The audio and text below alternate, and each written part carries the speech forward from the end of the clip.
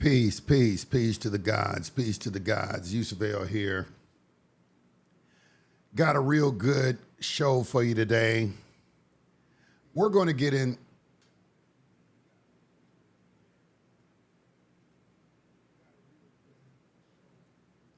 I have my video going in the background. We're going to get into a discussion today about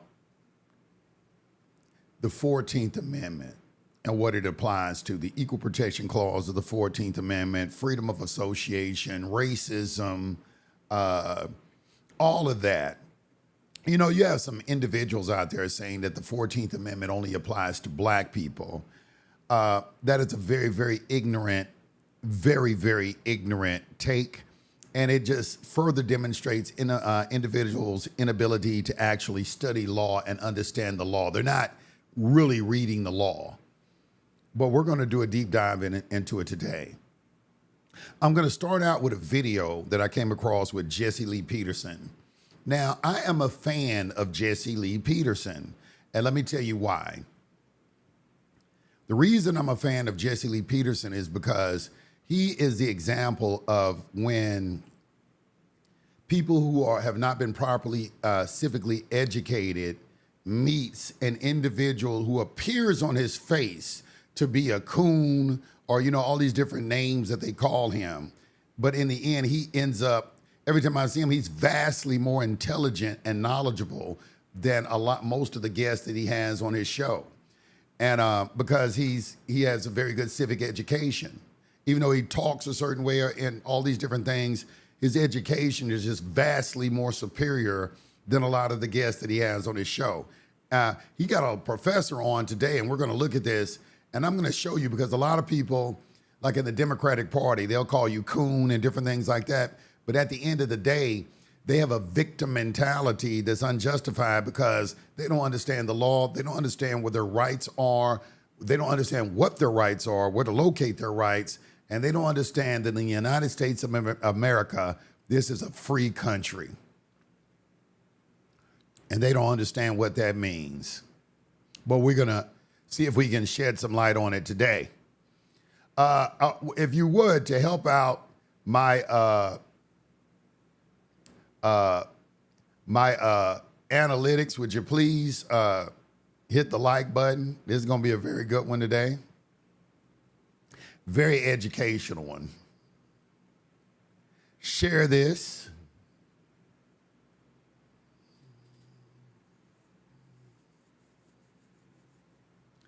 Let's see something.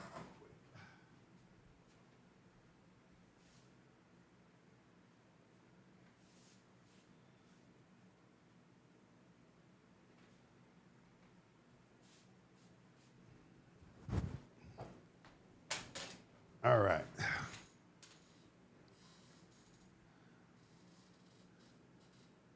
All right. So let's get into it.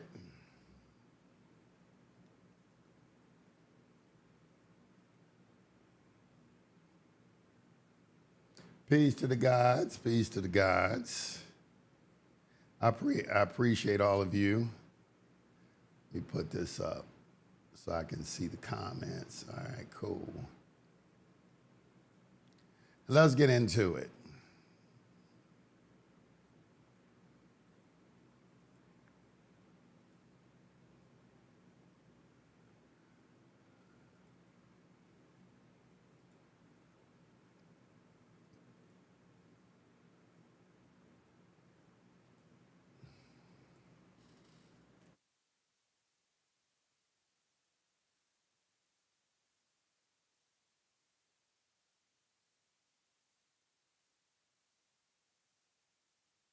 Land down there in Alabama, and I'm a plantation, and I'm gonna start a new plantation so I can bring the blacks back and teach them to be how to work.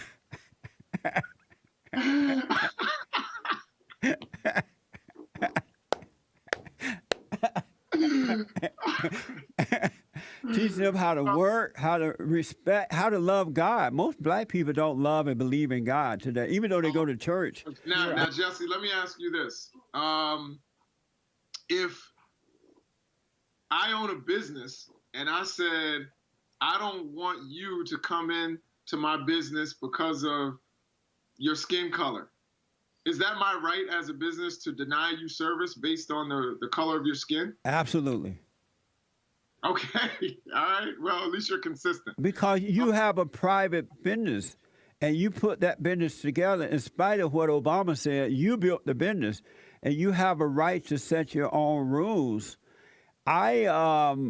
When the blacks were, I grew up in Alabama on a plantation down there under Jim Crow laws. And I remember when blacks were protesting, they took it too far, the so-called civil rights people, and they were forcing their way into white-owned private businesses and tried to force white people to service them, whatever it was, right? And I thought then, these black people are taking this too far. You can't force a man. You don't have a right to force a private business to service you. But they did that, and it was wrong. Likewise, it would be wrong to make white people, any private business, take a nappy-headed person in if they don't want to. Now, here's what's going to keep throwing him off, or what he's not paying attention to. Jesse Lee Peterson keeps using the term private. This is what goes over the head of 99% of black people, because they don't, white people too, 99% of them too. The white patriots, they are just as ignorant about public and private. It's not, but Jesse Lee Peterson understands it. He's saying, look, man, if it's a private business, he can do whatever he wants to. That's a true statement. I'm going to show you a case. We're going to go over a case. It's called Evans versus Newton.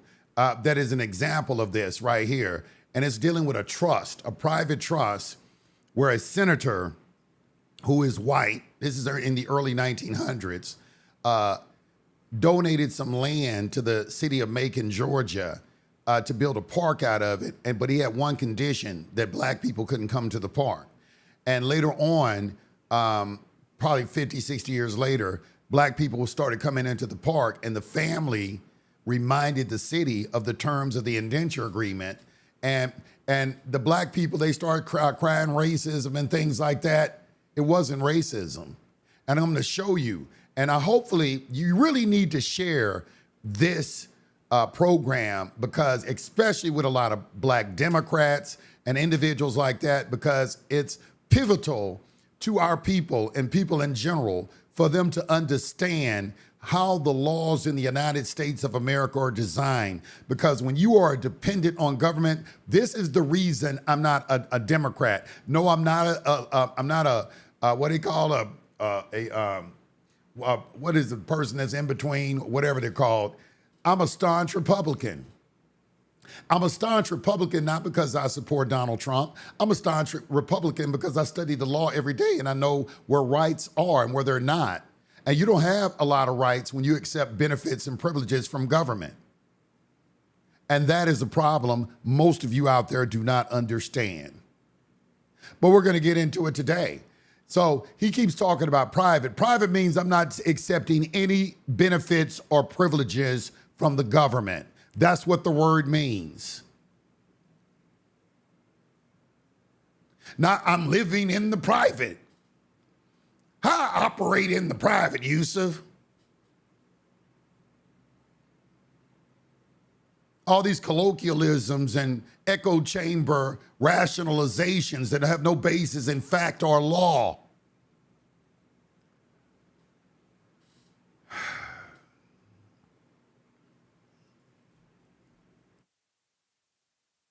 So let me take this a little bit farther. You live in LA, right? Yes.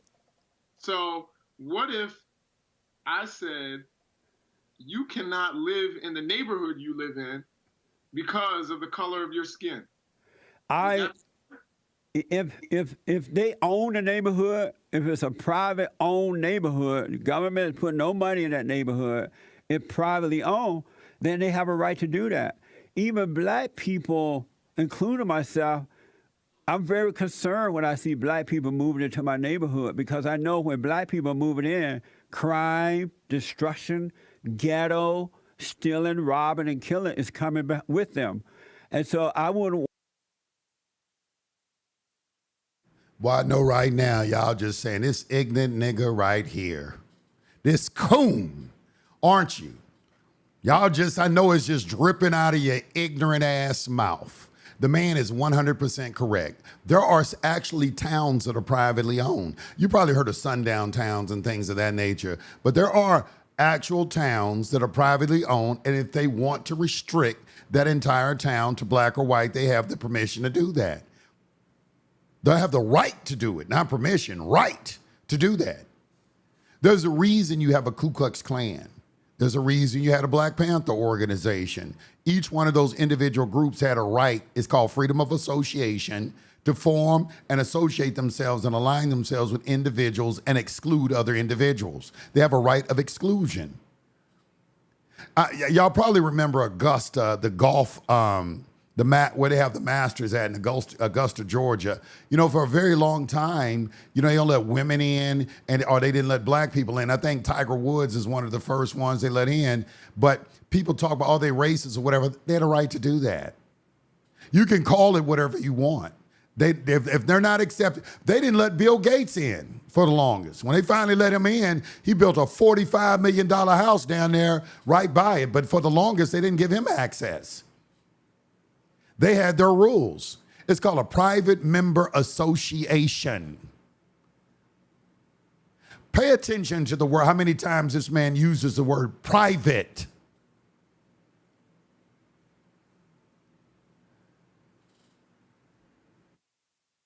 Want my neighborhood to be destroyed, so I'm very careful about who move in my neighborhood even now.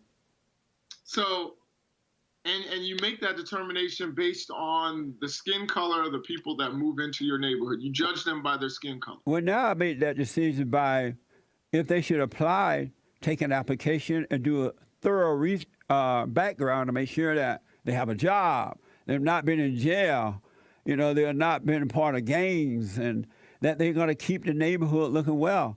And as a private person, I have a right to do that, and no one has a right to tell me I can't. Look at the black neighborhoods. Nobody want to go to where white people going back now, buying up the land and making it beautiful again. But I don't see people moving into the neighborhoods. When Snoop Dogg and all those people got money, they move out of the neighborhood. So why shouldn't white people have the right to protect their own neighborhood from the blacks? Let me give you the science behind that. Once you acquire money, you have to disassociate yourself from poverty. That's a law of the universe. Because here's the reason why. People who have victim and poverty mentalities, that is like an infectious disease to wealthy people because they understand the law of attraction. They understand the power of positive mental attitude. They understand the 7 principles that govern the universe: vibration, correspondence, mentalism, polarity, rhythm, cause and effect, and gender. They understand laws that are immutable, that are not a respecter of persons. That's how they acquire, or even if they don't know them directly, they indirectly use them. Anybody who has gotten wealth has gotten that. Even in the Bible, it tells you the 5 people you associate with the most, that's how much money you make. All right, because their vibrational frequencies affect you. You know, Robert Kiyosaki has a game called the cash flow quadrant. At the end of the game, when you get out of the rat race, you cannot go back to your old neighborhood. I understand why. I love the neighborhood I grew up in, but I can't go back. When I drive through there, I can feel the poverty vibration tugging at me. You know, there was a show in Billions where Axel went back to his old neighborhood. He was going to walk in his old house, and he didn't do it. You need to watch it in Billions. And there's a science behind it. There's a science behind everything. But a lot of people like to associate things with racism. And these are the people who have a victim mentality that are ignorant. And I'm glad Jesse Lee Peterson said the operative term: they don't believe in God. People who have victim mentalities are godless. That's why one of the pillars of Marxism is atheism. Marxist people are atheists, and so are feminists. Feminists have to be atheists because there's nothing in the Bible or religion that supports their stance that a woman should be dominant over a man. So they have to be atheists or declare themselves God. The woman is God. some more foolishness and ignorance. Let's continue. Well, look, let me tell you this. First of all, I think that the communities. I'm from the Washington D.C. area, Baltimore, Washington D.C., and there are incredible, beautiful, wealthy Black communities that are almost all Black, and it's a place that's desirable and most people want to live. So this idea that you just came up with crime and all of that, I think that has to do with. That has absolutely nothing. This is called an off-point argument. That has absolutely nothing to do with what Jesse Lee Peterson is talking about. And this is what a lot of people will tend to do, especially women, when you're in echo chambers. When you make a point, they try to they take you down a direction that is not germane to the conversation. Obviously, yes, but those Black people, they have a wealth conscious too. They have an interest of keeping certain type of individuals out of their neighborhood as well. This is not a black or white thing. This is a vibrational frequency thing. Like attracts like. Most of the people who don't vibrate on a wealth frequency, they're not going to feel comfortable in a wealthy neighborhood anyway. It's just like when you walk into a restaurant and everybody in there is like a millionaire and you come in from the hood, you're not going to feel comfortable in there because your vibrational frequency is not a match. You only start to feel comfortable when you raise your vibrational frequency up to their level. It's like a radio station. If you're on V103 and they're on 104.1, okay, you're on a different station, man. If you're sitting here listening to hip hop music every day, drill music, and I'm over here listening to Bach, there's a different frequency, man.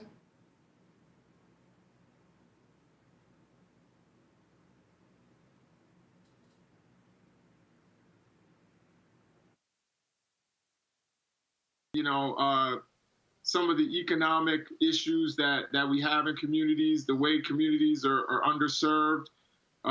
If you had fewer resources and things like that, even you might resort to that. And I think, right now,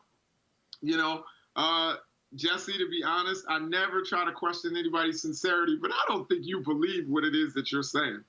I know it. I mean, it's true what I'm saying, and everybody knows it. This is the type of ignorance you encounter.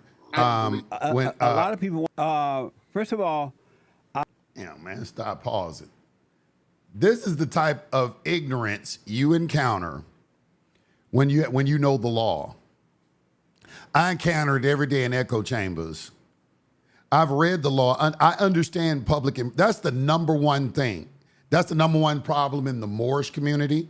That's the number one problem in these white patriots, okay, that y'all love to listen to. That they really ignorant with it. The white they the most ignorant with it. They the most angry and the most ignorant out of anybody.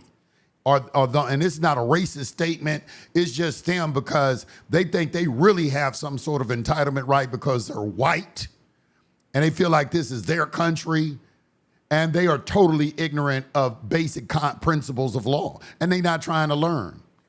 They rather bounce things off of each other. They don't have any respect for government. They don't have any respect for the judiciary. They don't have any respect for anything.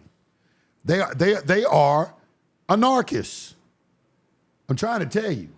And godless as well. They don't believe in God. People who believe in God are people like the Amish. I can truly say they believe in God because they are self-sufficient and they understand the law. They understand the law. Shout out to the Amish. I'm going to do a show on them. Hopefully I can get some Amish people on my show. I'd love to interview some of the elders in their community and just really have a serious discussion. I think they need to have a serious discussion about the lawful implications of their lifestyle, why they selected. I know it's a religious They're religious, but their refusal to use cars and modern day cell phones and things. There's a reason for that. They understand. But right here, this man, I believe that you're not sincere. No, it's not Jesse Lee Peterson. He knows the law.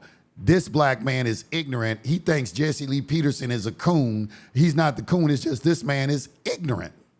He's ignorant of the law. But calling Jesse Lee Peterson, I don't really believe you believe in what you're saying. Let's look at it. Not been in jail, they're not been a part of gangs, and that they're going to keep the neighborhood looking well.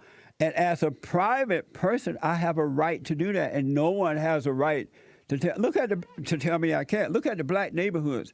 Nobody want to go to where white people going back now, buying up the land and making it beautiful again. But I don't see people moving into the neighborhoods when Snoop Dogg and all those people got money.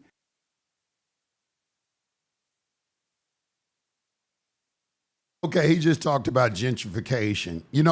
Between 2010 and 2013 in Georgia, that's all I did was foreclosure defense. And gentrification was going on real heavily. And, and you could see that they were targeting houses to foreclose on. And they were displacing a lot of African Americans. But here's the thing that I would like to say. There was a white man, he told me this, it was, they called it on my radio show. And this brother, this white man, he was talking about how white people can order society better than black people can. He said, if you look at black countries, they're not as well structured as European countries. He's making it saying, he said, we're better at building a civilization. Now, I don't buy in that completely because we had ancient civilizations that were very high and ordered. Any dysfunction that black people have today was given to us by white people because we didn't come over here speaking English or any of these things that we're doing. All this stuff was taught to us, okay? So I'm not saying I buy into that. However, the white people are justified because if you had, he said, this black person said, well, look what you left us. The white man said, look, when we did white flight out into the suburbs, all these houses were in pristine order. These neighborhoods didn't look like this when we left. And now we coming back. And because they need a tax base, because most of those people living in those neighborhoods, they ain't paying taxes like that or anything. They have allowed the neighborhoods to get dilapidated. They have allowed the neighborhoods to become unsightly.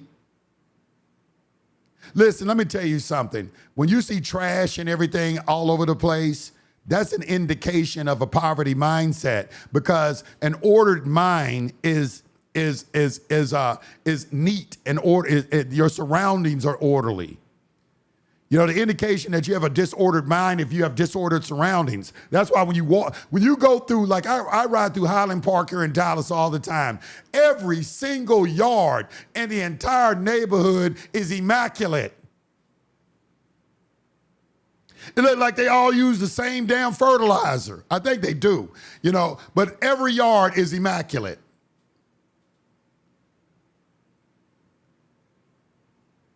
If you want to change your neighborhood, the first thing you do is start cleaning up your immediate surroundings. That's the first step in obtaining wealth.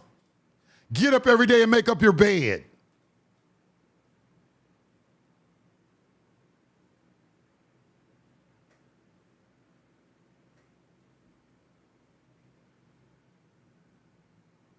He's sitting there.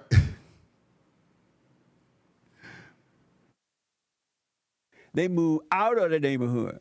So why shouldn't white people have the right to protect their own neighborhood from the blacks? Well, look, let me tell you this.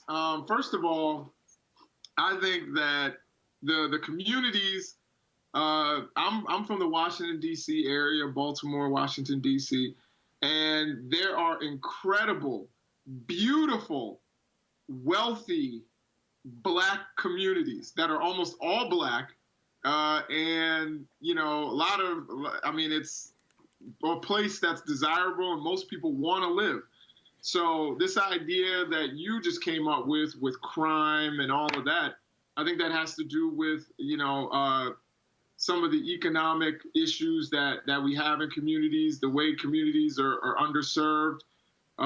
If you had fewer resources and things like that, even you might resort to that. And I think, right now, Jesse, to be honest, I never try to question anybody's sincerity, but I don't think you believe. I had to pause right quick because somebody made a comment. What happens to those houses with the pretty yards our way in those houses?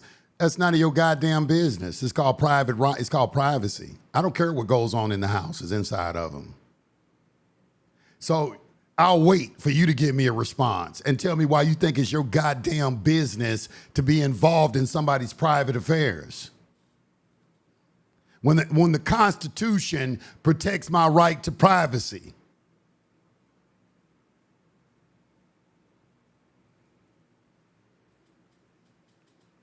You didn't have to wait long, did you? What it is that you're saying.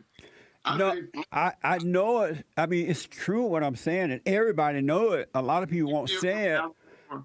I don't believe a lot of people won't say it, but you and I know that it's true. And by the way, when I was growing up, as I said, I grew up on a plantation in Alabama. I lived in a wood house with a tin roof. The bathroom was an outdoors bathroom, and we had to grow our own food and all that kind of stuff. Sometimes I went to the store, and you didn't see black crime like you see it now. You didn't see ghetto neighborhoods. You didn't see out of wedlock birth and hating white people like you see it now. And my point is, black people are not suffering because of the lack of material things. Black people are suffering due to the destruction of the family and the lack of moral character. Most black people are immoral.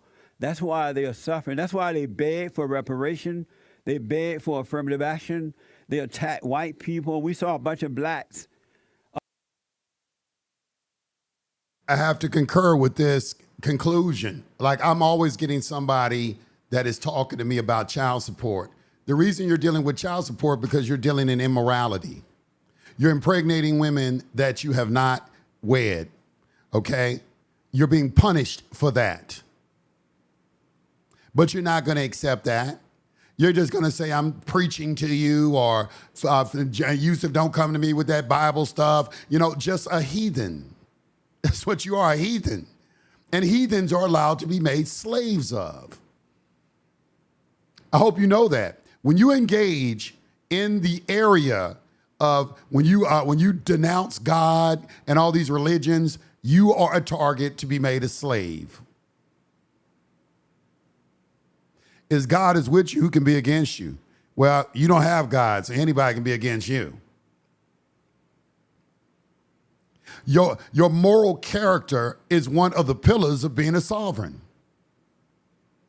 Staying in honor at all costs. To get equity, you must do equity. What is it you don't understand?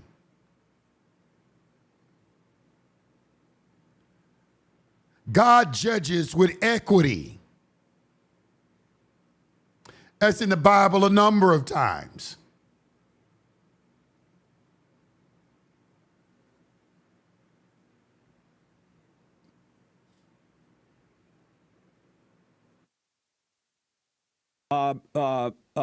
Going into a store and just robbing it, stealing and destroying it. Nobody want that mess around them. I have to go again. You got a person in the chat. The reason I'm stopping, because I want to use this person in the chat as an example of this is ignorance that you have to deal with and contend with.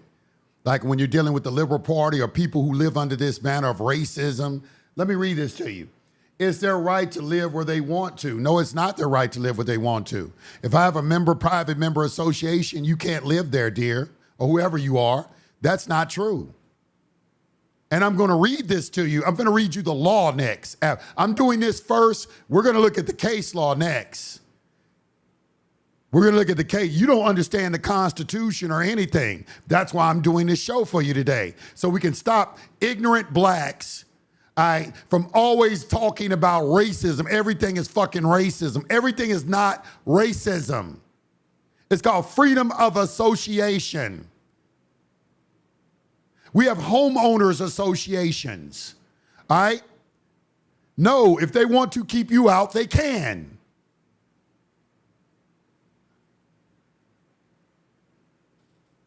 Oh my God. Listen, man, that is that ignorant, it's like, it's their right to live where they want to. And if they got trash in their yard, it's the same as to what they are doing in their house.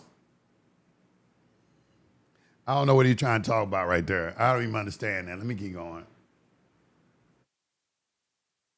So let me ask you this. If black people were better off when they lived under conditions that you just named, that you grew up under, why don't you go back? Why don't you go back and live in a tin house with an outhouse if that's the way people that look like you should live? Then why are you making it worse for everybody? Why are you making it worse for the white people in your neighborhood? Why don't you go back and live in that tin? Here's another example of an all-point argument. That is not even what Jesse Lee Peterson is saying. We're talking about private rights, dude. Nobody is suggesting that you go back because you want to restrain or prevent someone from moving into your neighborhood. That means that they got to go back and live in outhouses. To me, he's suggesting that only white people can create an infrastructure that could be classified as luxurious or modern. That's kind of what I'm inferring from what he's saying right now. Because what Jesse Lee Peterson is saying is you have a right to go off. There's plenty of land in the United States of America. You can buy some land, make your own neighborhood, plot the land, make your own neighborhood, and make your own rules for who can live there. You have that right. Don't get your water from the city. All the houses should be built on wells, a well system. You can put in your own power plant if you want to. You can do that as a community. But that's too much work. You rather try to assert your right in a domain that somebody else built. Okay, got it. I understand it.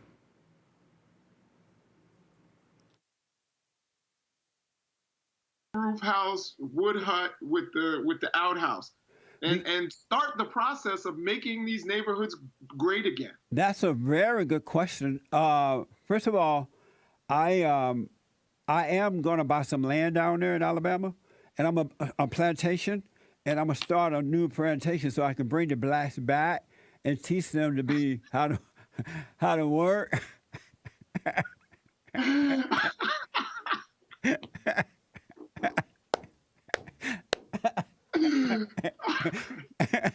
Teach them how to work, how to respect, how to love God. Most black people don't love and believe in God today. Even though they go to church, they don't believe in God. Because if they did, you would have 70% of black babies born out of wedlock. Black men and women hate one another. You wouldn't see the mama ruling the house and the man is weak. Beta males. You would see morality instead of immorality in the black community if they believed in God. But I got to ask, did you want to respond to that? Yeah, I did really quickly. And that is, Jesse, and this is a personal question. If you don't feel comfortable answering it, I'm okay with that. Yes. But do you date black women or do you date white women or? Right. Sorry about that, everyone. I don't know what in the world was going on. I think it's time for me to buy some new equipment. I've had this equipment for a long time. I got Rodecaster Pro when it first came out. And I think it's time for me to buy a new one. I just think it's just time. And like, dang, man, I thought it was gonna go on forever, but I guess I was wrong. It's not gonna go on forever. All right, let me cue this back up for you real quick. And I want to continue with this because this is real good. This is an excellent class on public versus private. and how you have to contend with people who they don't understand it. They just don't understand it. You're just dealing with it. First of all, All right, let's keep going. I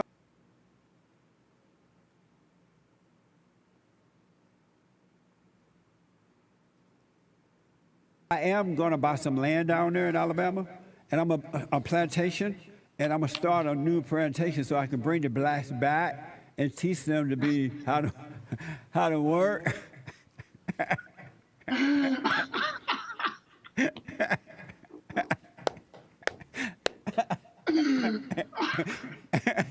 Teach them how to work, how to respect, how to love God. Most black people don't love and believe in God today. Even though they go to church, they don't believe in God, because if they did, you would have 70% of black babies born out of wedlock. Black men and women hate one another.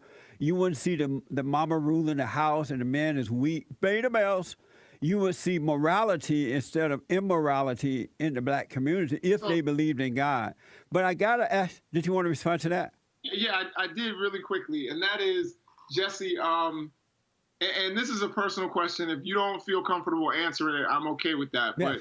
But do you date black women, or do you date white women, or? Right now, I'm not dated at all, but when I dated, I did date black women. Because black women deserve to have a good man, and most black men are weak beta males. They even when they get with a woman, they become the boy and she become the mama. I agree with that 100%. You know, I was in TikTok chat the other day, and this dude's posting chats that, oh, should we allow the black woman to lead? You are a simp beta male mangina. Let me tell you what they would do in ancient times. Men like that, they come into your tribe and kill all of y'all and take your women. Come in and just kill all of you, take your women and your children. That's what I think about when I hear men, I think we should let the woman lead. You know, the woman is God. Man, let me tell you, what rules the universe is strength. Only the strong survive. That's everywhere in nature that you see. Everywhere in nature. The strong dominate the weak. The life does not favor weakness. And so black women deserve to have a good man. They haven't had one in the last 70 years or so. Okay, all right, yeah. I was for some reason I was thinking you were going to say white women, but okay, that's interesting. Why were you thinking that? Because you seem to have a lot of animus towards black women. No, I don't have any. Y'all see what he just did? This conversation didn't have anything to do about black women or anything like that. I don't know what he's talking about right here. It's not on animus. He has been consistent in his point. He said, he talked about God. Okay, and God is God first, then the man, then the woman. All right, God has an order, a hierarchy. Okay, he abides by that hierarchy. Obviously, this guy right here, he doesn't know anything about it. So it's being interpreted as some sort of hatred toward women when he's simply adhering to his religious belief. Anger toward anybody. I love all people. That's why I tell black people the truth, because I love them. I don't lie to them and pretend that it's racism or sexism or homophobism or Islamophobism or deadbeat dadism or anti-Semitism. It's either right or wrong, good or evil. And black people at one time knew that. Prior to the civil rights movement, they believed in God. They got married for the most part. They didn't have all these children out of wedlock and beg somebody else to take care of them. So I'm trying to bring them back to a time when they were moral. This is a part a lot of black people, they don't seem to understand, is that you're beggars when you're in the Democratic Party. The Democratic Party is a party of the welfare state. The Democratic Party, that's why they have a jackass as their mascot. All right? It is you begging the government for handouts. Reparations is begging. oh, well, you know, we were in slavery. You didn't never experience slavery. But, you know, we have dramatic slave syndrome or whatever. And it's like, so you're going to use that as an excuse? You weren't even born into slavery. Do you know how many people around you are getting wealthy every day? It don't have anything to do with that. What it has to do with is the way that you think. And that's what you don't respect the power of thought. You don't respect that life and death is in the tongue. You don't respect that. That's what we mean when we say you are godless. Saying you are godless means that you don't understand spiritual power. You don't take any stock in spiritual power. You are ignorant of spiritual power. And you refuse to listen or learn about spiritual power. You only believe in what you can see, hear, taste, touch, or smell. All right? And that is all physical. And the physical world is the world of effects. The spiritual world is the world of the cause. Power is in the cause, not in the effect. The invisible world is the causal world, not the world you can see. Thoughts become things. Everything starts with a thought.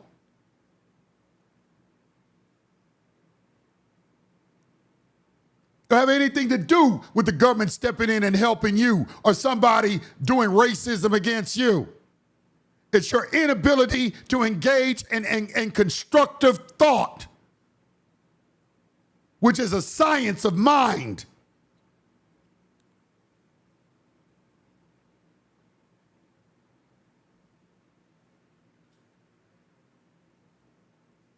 And this man postures himself as an intellectual.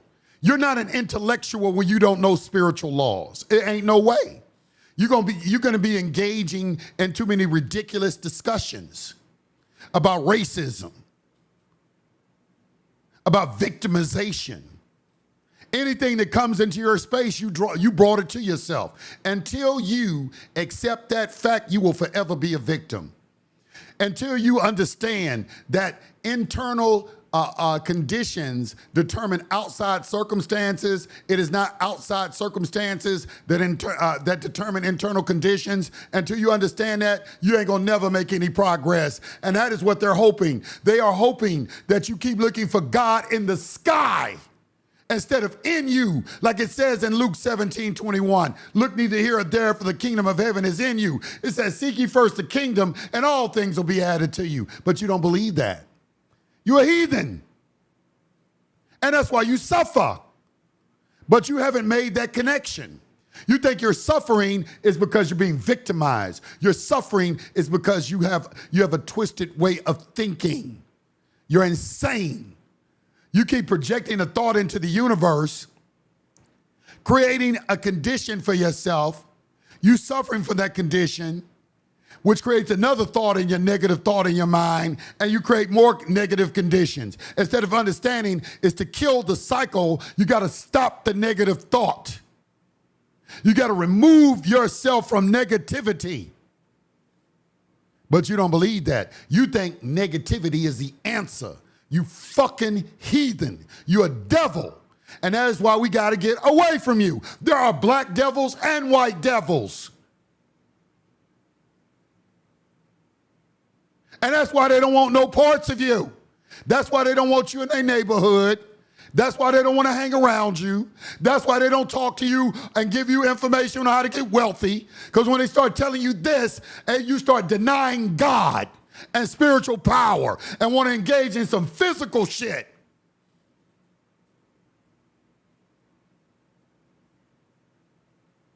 That's why you can't get no help. Because you're an ignorant nigga.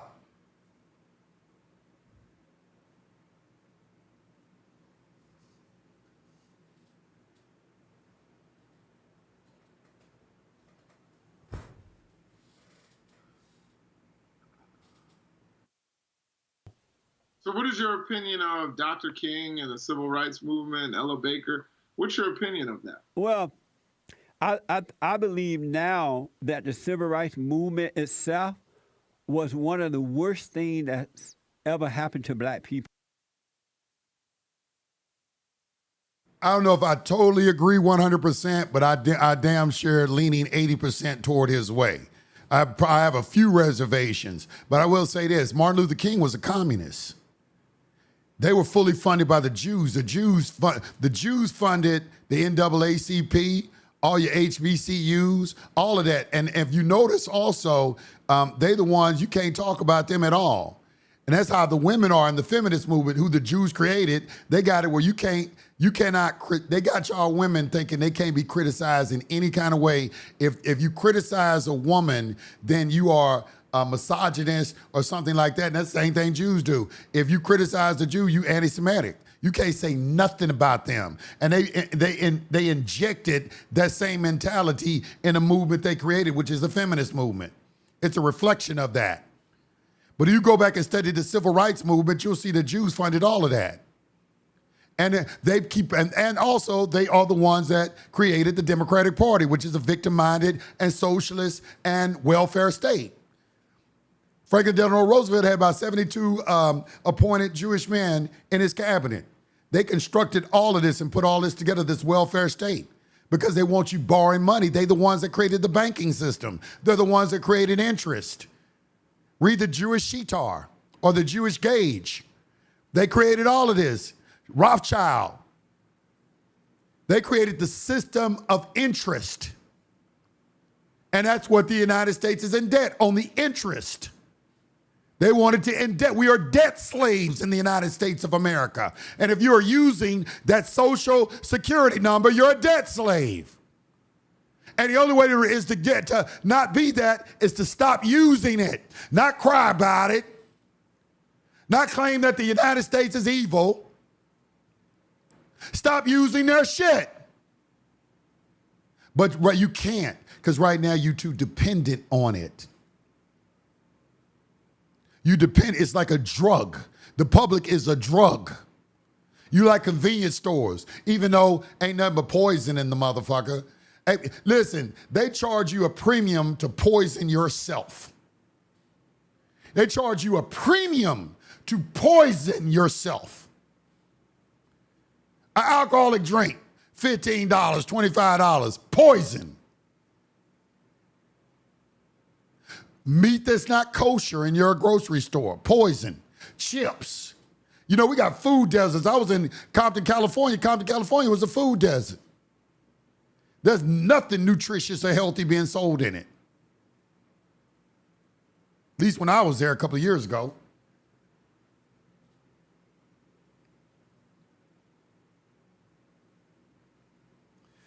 Women don't need a husband. You don't tell men what to do. All right? You don't give us instruction on what women need. God gives us instruction on what women need. Ain't no partner. It's a husband and a wife, and they have roles to play. And you need to understand what your role is. You ain't no partner in anything. You have a role to play as a wife. And you have lost an understanding of what that role is, and that's where the conflict is coming in at. Oh, you trying to be my father. No, I'm trying to be a man. And you don't respect that because you want to be the man. You want to be in control, or you want some control. And that's not that position, that role is not allocated to you. So you will continue to suffer or be by yourself. Go get you some cats and go lick on some women. We don't care. I know men don't really care. I want you to know that. Men of substance and means who have their shit together, we don't care what y'all think. You know why? Because we use the spiritual power to create the environment we want. So if you don't want to be a part of that environment, you can go somewhere else, because you're not going to dictate to us how we control our environment. Go create your own. If you can find some men, that will be docile and obey you and be a house husband and let you go to work and they'll say, I'm going to take care of the kids, go find that. There are men like that out there. You just saw the man talking about there's some simp beta male manginas walking around. Go get you one. They out there in abundance. But you're not going to get strong man to bend to your will. You're here to be a helpmate. You're here to help me realize my vision, not yours.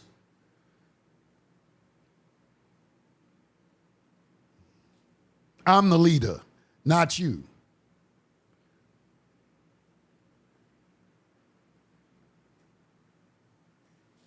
The man and the woman work together as a unit, with the woman doing her role and the man doing his. And what is this thing? Here's the problem. I'm gonna tell you the problem with women. They think their role as a woman in some kind of way is inferior to that as a man, when there is a yin and a yang, and both are just as important. A woman is a nurturer. You have to take care of the children. The children have to be taken care of. What, you gonna go to work and do all this stuff while and neglecting our children? That's one of the problems we're having right now. We're in a matriarchal society. You see what's going on. 80% of our households are headed by women. We already in a matriarchal society. Can't talk to you, can't tell you nothing. You think you get a little money that you on an equal footing with a man? We already in that matriarchal society. And we see the chaos. And men are pushing back big time. And you're about to feel it. Winter is coming, as Kevin Samuel said. Winter is coming.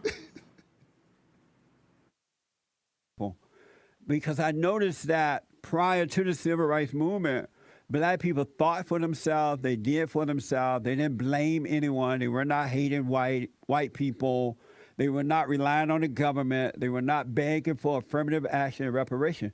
But after the civil rights movement started, the blacks turned their lives over to the so-called civil rights leaders and over to the Democratic Party, and they have not recovered. They have only gotten worse instead of getting better. So it was a mistake. I think that's an oversimplification. So you think that during the period that you praised, it seems like since I'm confused. I'm confused on something. Somebody in the chat said, Yusuf, I am from Trinidad and Tobago.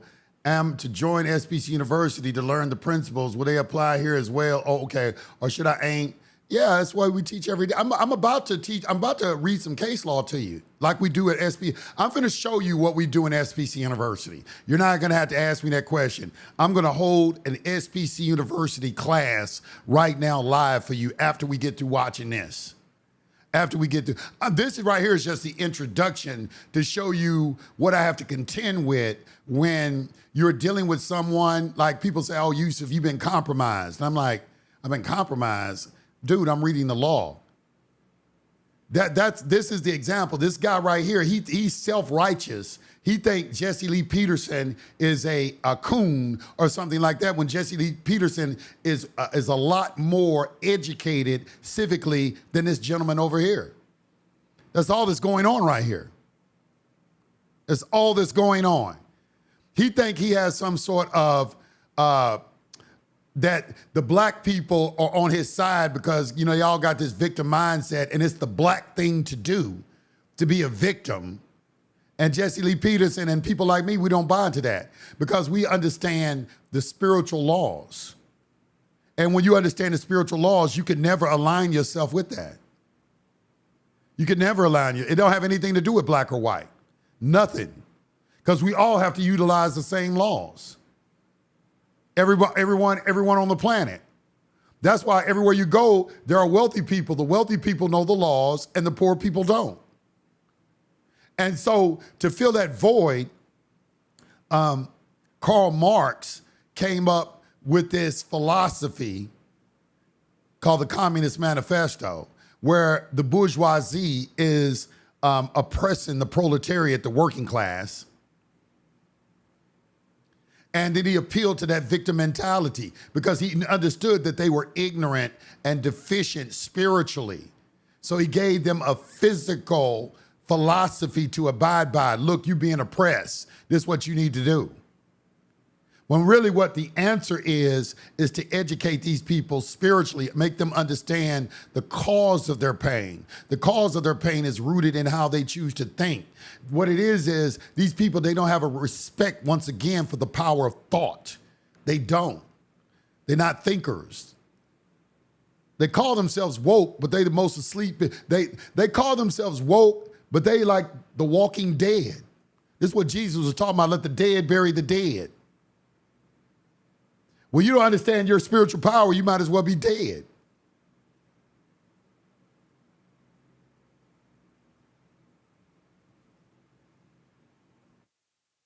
You said you grew up in Jim Crow in a small wood house with a tin roof and an outhouse.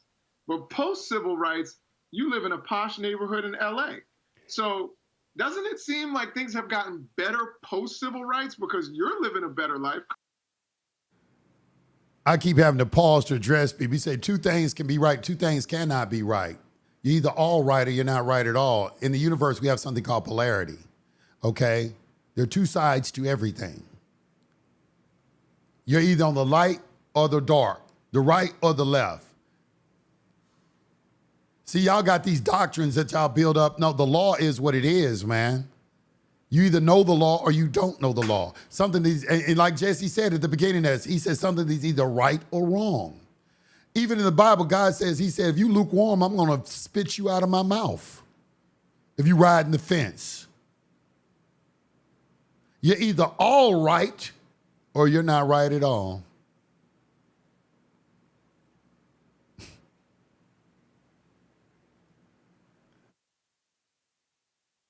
Correct? Well, I was living a good life then because I didn't have the hatred in my heart for white people. I didn't blame them for anything. We were taught to love and not to hate. So even then, I didn't consider myself as being poor and all that crap. And so today, I live even pretty much the same, except that I don't have any hatred in my heart at all, and I'm doing fine. But I don't, even when life was tough, when I moved to California, I had to do it on my own. Life was tough, but I still didn't blame the white people for it. I was taught to work, to save my money, to invest, and to take care of myself.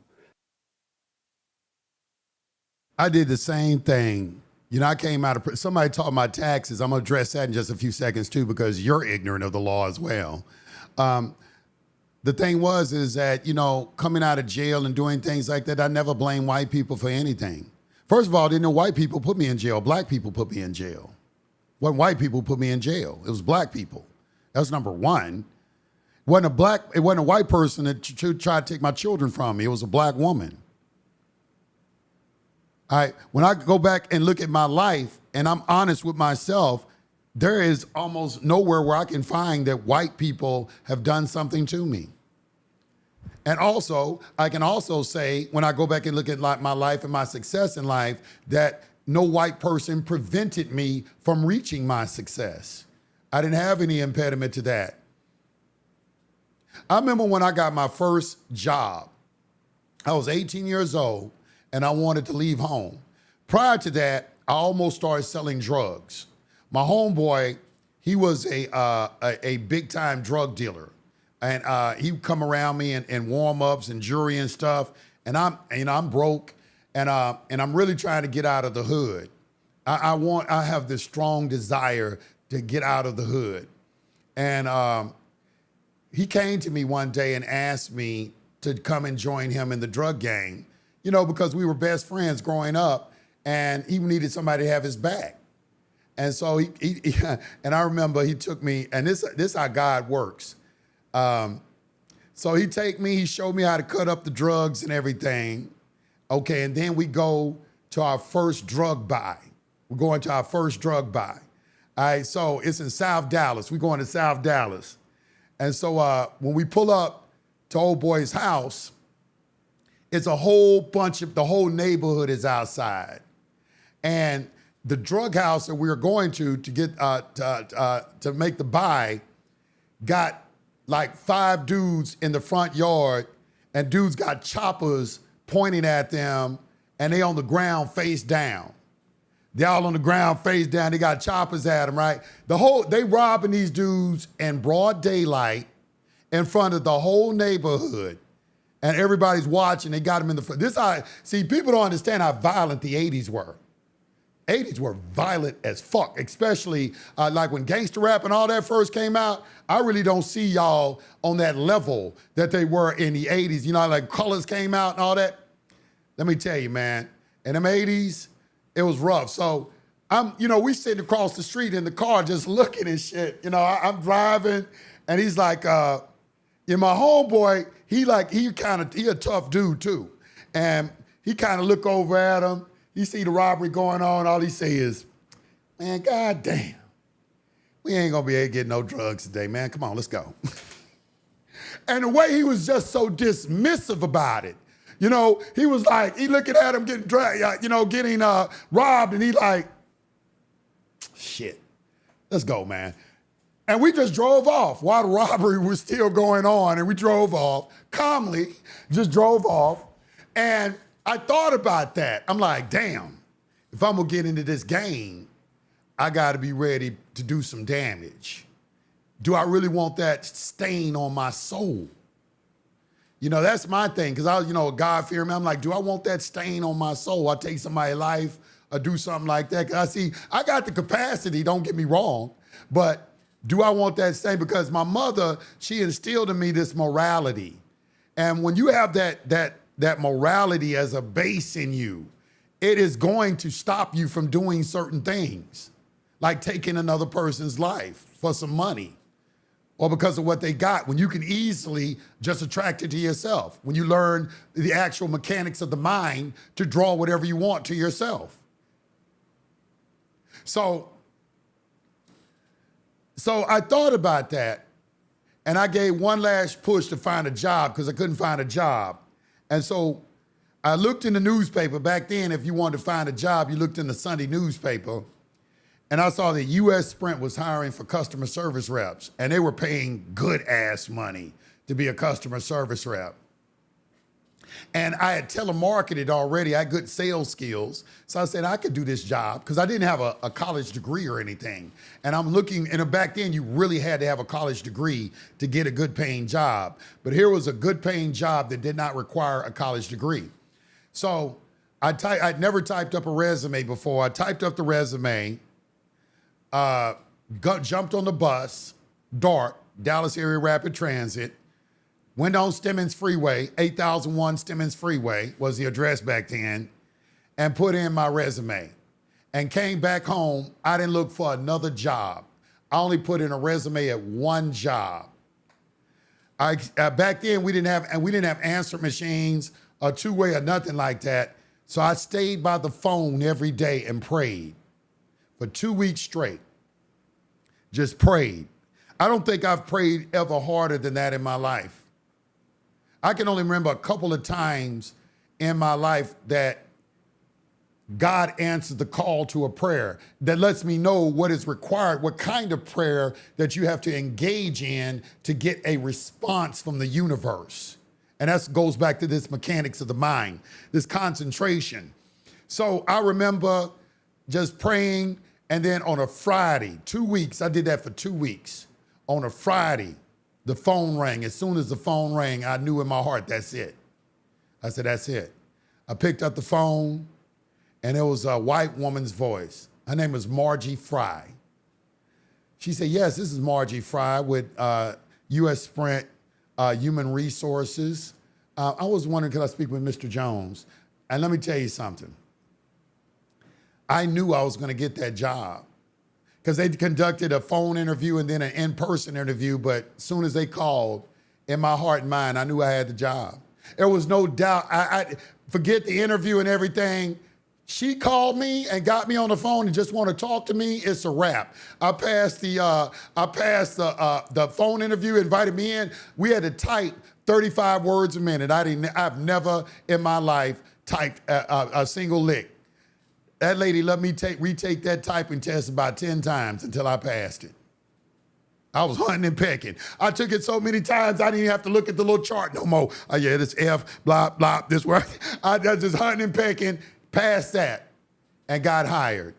And got my first check and moved out and have never looked back since. And that's why I always give U.S. Sprint their respect, because hey, that was my way out. I didn't have to go and start. I ended up getting a car with a phone in it, got me a beautiful girlfriend, had my own apartment, and was living the life of a respected young black man who had his own shit and had his own shit together. But I remember how that happened. That all started with a prayer. That all started with taking action. I'd never typed a resume before, but I figured out how to do it. I'd never rode the bus before, but I jumped on it and rode it. Up to that time, I'd never been on a bus before. I jumped on the bus and figured it out. At that time, I'd never really interviewed at a Fortune 500 company. Stop making excuses. And that was a white woman that changed my life. I'm just saying.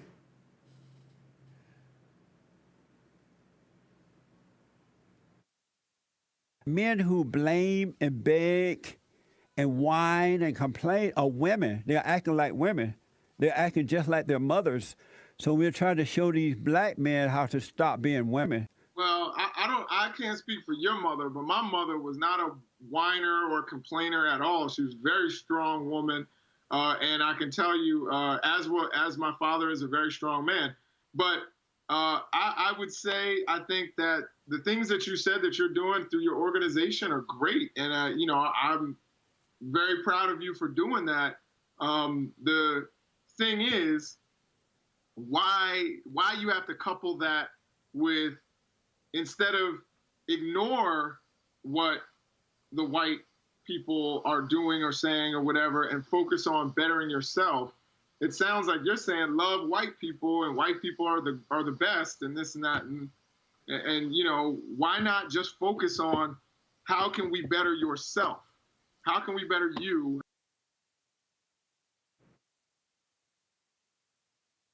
You see how they try to change the narrative again? Like, you love white people. That's his point. He's trying to say that he's trying to buy into this coon thing that Jesse Lee Peterson loved white people more than he loved black people. When he just said, I only dated black women.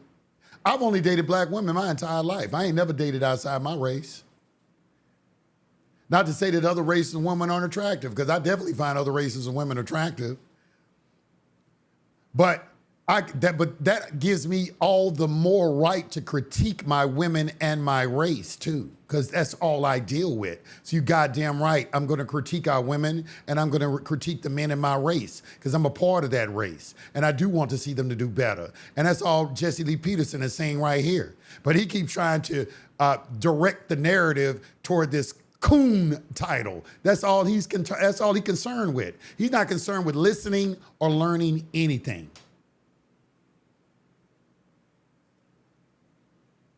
How can you get your feet on the ground rather than this White History Month and white people are so great, and, rather than telling people that?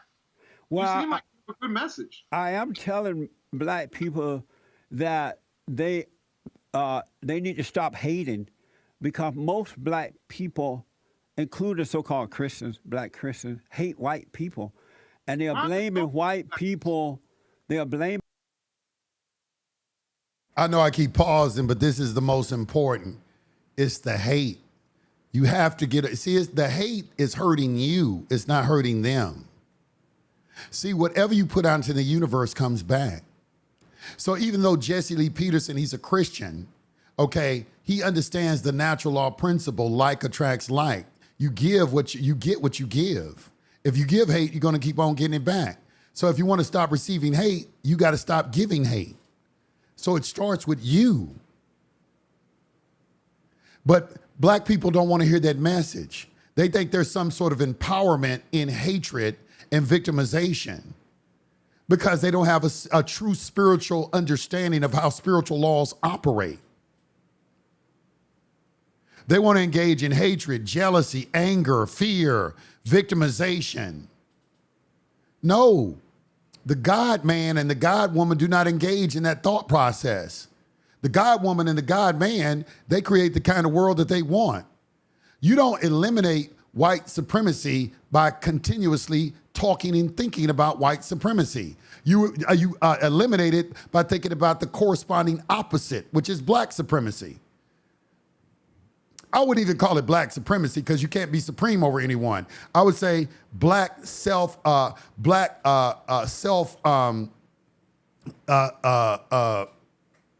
self-sufficiency. You think about what you want, not what you don't want.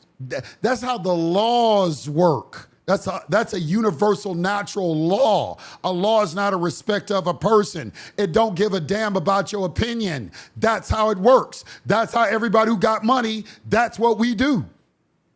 And we try to tell you, and you try to start talking about some other shit.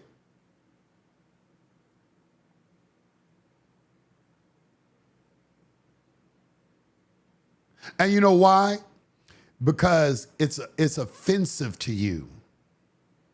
I'm going to read you a verse in the Wisdom of Solomon where he talk about people like you. And that's what I mean. You're not God. You're not God. People of God recognize people of God.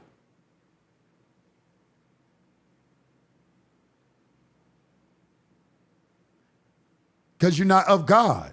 That's why Jesus was saying that. He said, why do you not understand the words that I'm saying? It's because you are the father, you are of your father, the devil. He was a liar in the beginning and abode not in the truth. He started telling them that. He said, why you can't hear what I'm telling you? He said, because you are your father, the devil.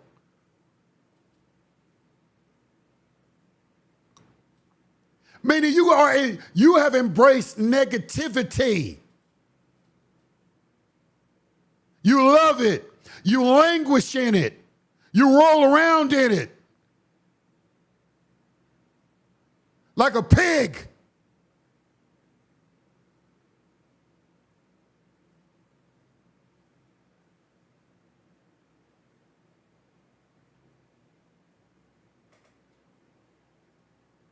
White people for something that whites are not guilty of. Whites are not guilty at all of the destruction of black people. It's due to the black man being weak, the black woman being angry.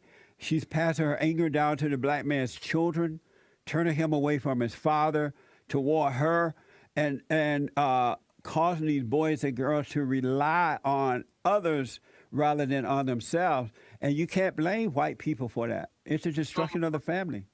So the destruction of the family, slavery, incarceration, all the things that divided black families, that has no role in the destruction. It has nothing to do with that at all. Black families are not destroyed. I have a black family. I'm a father. I'm married. I got 3 kids. Are you married to a black woman? I'm married to a black woman. Amazing. I thought you would have said a white woman. Why do you think that? Why? What made you think that I would have said a white woman? Because most of the time you end up marrying what you hate. And most black men hate their mothers, so they try to get away from her, whether consciously or unconsciously. They try to get away from that spirit, so they end up marrying a Chinese or a white woman or Mexican, but they still end up marrying mama because you have to overcome her in order to marry your own race. But I got to ask you this. Did you vote for the Great White Hope? No, I don't. Who is the Great White Hope? The president, President Trump. Oh, no. Why no. not? Why not? Because he doesn't stand for the things that I stand for. So you don't stand for the country? I stand for healthcare. I stand for fair immigration. I stand against racial discrimination. I stand for. Okay, I'm going to pause right there. He stands for health care. That's welfare. You want welfare. Fair immigration. We have fair immigration. Come into the country legally. Okay, I think people need to understand that to come into this country, we're not going to let people come into this country who are going to come in and get on welfare and things like that, like the Somalians did. That is one of the main reasons why you have to get screened through immigration to make sure you don't do that. Why would we bring welfare recipients from other countries to come and be parasites in our country? We screen you to make sure you're going to be productive members of society.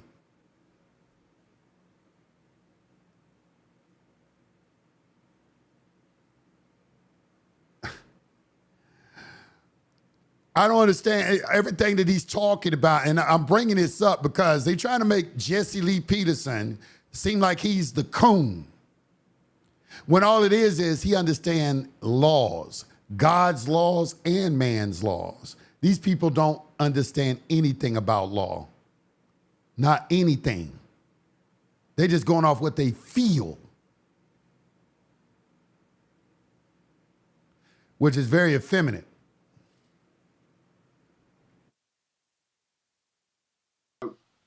Women being treated right. Those are the things I stand for. Do you stand for the country? I think that those things are important things to the country. So do you stand for the country? Do you put America first? By supporting those things, I think I support America. Do you put America first? How do you support America and you don't support healthcare? Do you put America first? As Did you hear what this fool just said? How do you support America if you don't support healthcare? Healthcare is not American. Healthcare is a product of the welfare state that got instituted in 1933. Healthcare is what's keeping us in this dependent state. It's like Jesus said in the Bible, give a man a fish, he'll eat for a day. Teach a man how to fish, and he'll eat for the rest of his life. You learn how to fish when you learn how to think, when you learn how to use your mind, when you learn how to engage in constructive thought. When you eschew all of these negative fruits, these negative fruits of the spirit.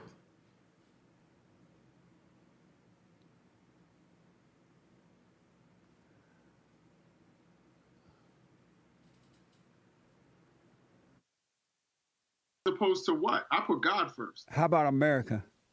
I put God first. Do you put a... Sir, if you watching this, no, you don't. Because everything he's talking to you about is about God. You don't put God first. You don't even know God. You only know God in name. It's like Jesus said. He said, these people honor me with their lips, but their hearts are far from me.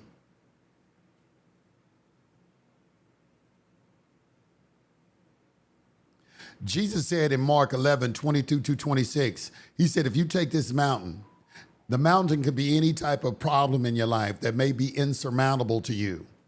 But if you take this problem, this mountain of a problem, and cast it into the sea, cast it into the abyss, allow it to dissipate within the etheric energies.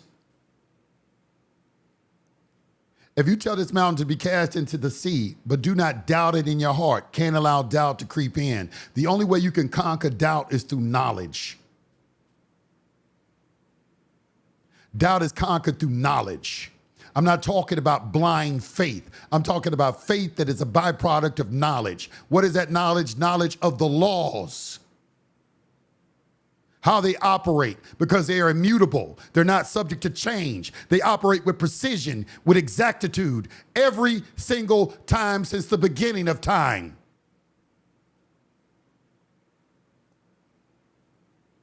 That's where my faith comes from. But if you believe the things that you have said as if it have happened, the power of now, yesterday doesn't exist. Tomorrow doesn't exist. When you live in the past, you live in regret. When you live in the future, you live in worry. You have to be present right now in the eternal now. That's what the universe understands. The great I am, not the I was or I'm going to be, the I am.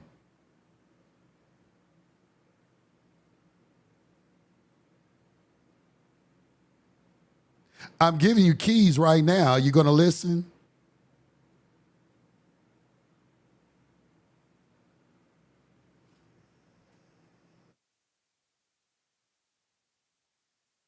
America first. I put God first. And do you put America second? I put America as the nation that I pledged, allegiance to, and that I constantly try to make a better place. Do you put America second to God? I put, well, me personally, I put my wife second to God. But if you want to go down and talk about what nation I put first, of course, I put the United States of America first, and that's why I criticize it, because I want it to be the best nation it can possibly be. I'm not comparing it to. And the best way that to do, sir, is to understand the laws. All right, not just in just giving some sort of reference to it, to actually know what the laws of the country are, sir. Which Jesse Lee Peterson, he understands privacy, and you don't. Let me finish. You know what? Let me pause right here. We're going to go over to, we're going to read the case now. I want to read a case to you.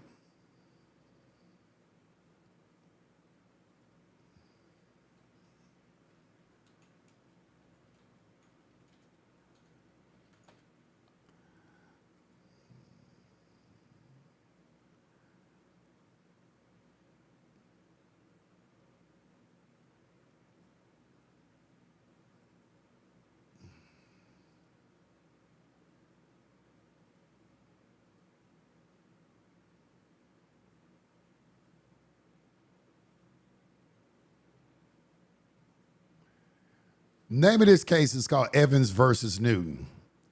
I use this case in my trust class because it's a trust case, but it also, I love it because it teaches you the difference between public and private. The judge gives you a lesson on public versus private. So we're going to look at this right quick. Evans versus Newton.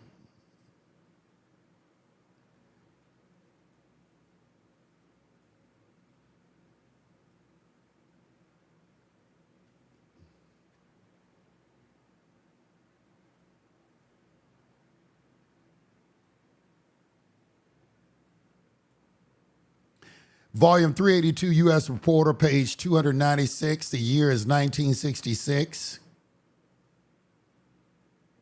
Certiorari to the Supreme Court of Georgia. Let's get an education. Let's see if we can get an education on public and private. Hopefully the gentleman is watching, and he'll get an education as well on public versus private. Let me do this. Let me just take my picture off the screen, so y'all can just see, y'all can concentrate on what's being said.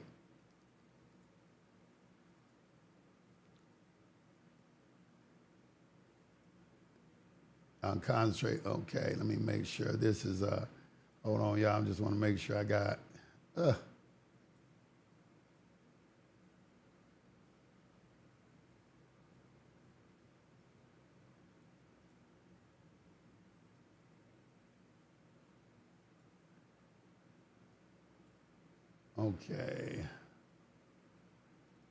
Okay.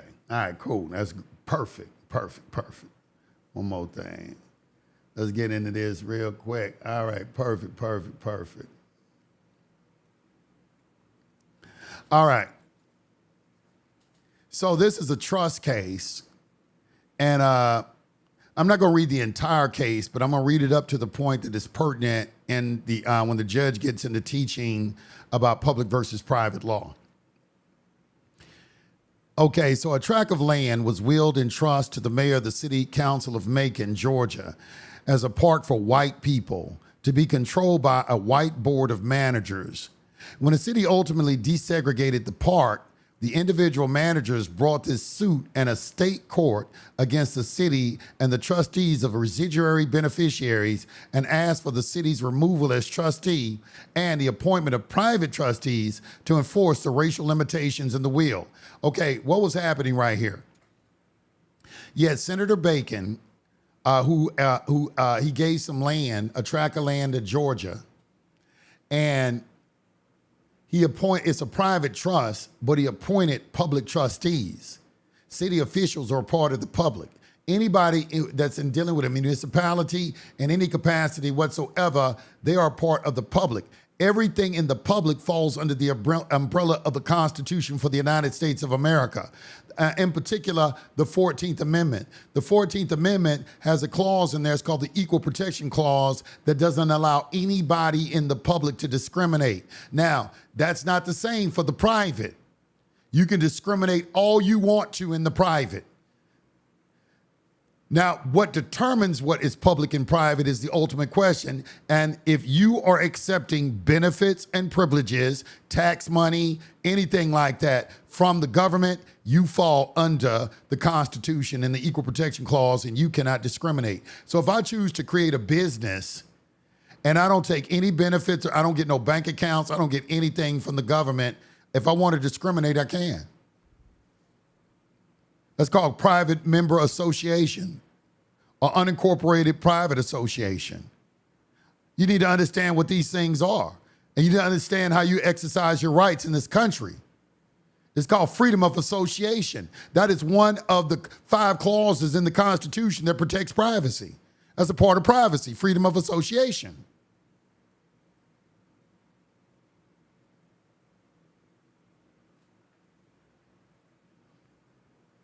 The city, which had alleged that it could not legally enforce segregation, asked to resign as trustee after intervention of Negro citizens who claimed that the racial limitation violated federal law.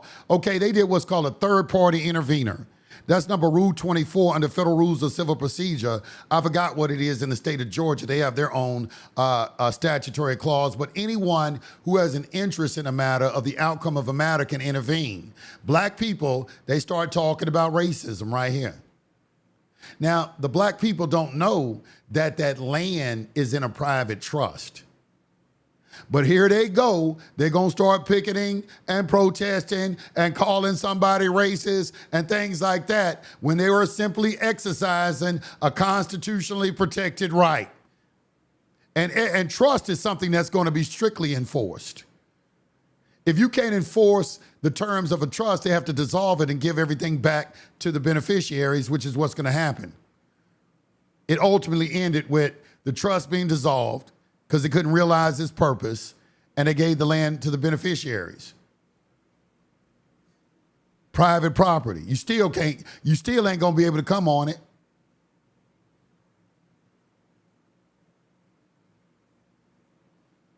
But this is race. Is that racism?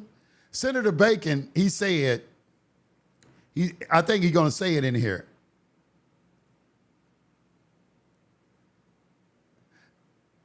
Oh, they don't have it on this version. Let me go over to Google Scholar and pull the one up on Google Scholar, because that's not good how they got that right there. Think I can look. Oops.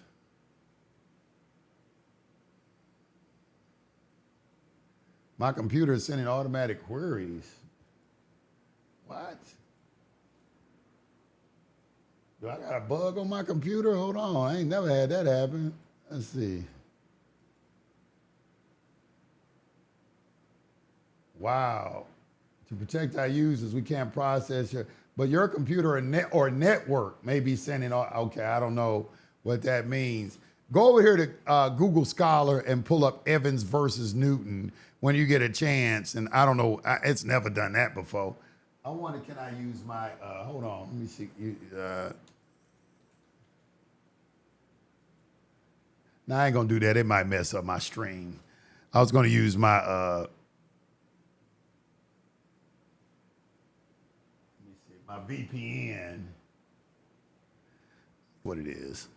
I have my VPN on. Let me see if that was the cause of it. Yeah, I have my VPN on.